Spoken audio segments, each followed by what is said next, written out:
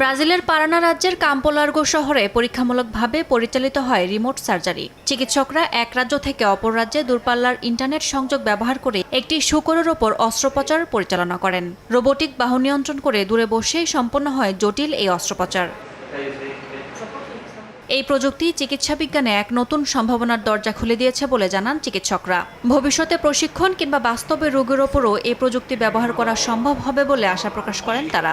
অন্যদিকে জোয়াও পেসোয়া শহর থেকে সরাসরি অস্ত্রোপচারটি পর্যবেক্ষণ করেন সার্জন মার্সেলো লৌরেইরো। তিনি জানান, আগের গবেষণার ধারাবাহিক সাফল্যের অংশ হিসেবে আন্তঃরাজ্য এই টেলিসার্জারিটি সফলভাবে সম্পন্ন হয়েছে।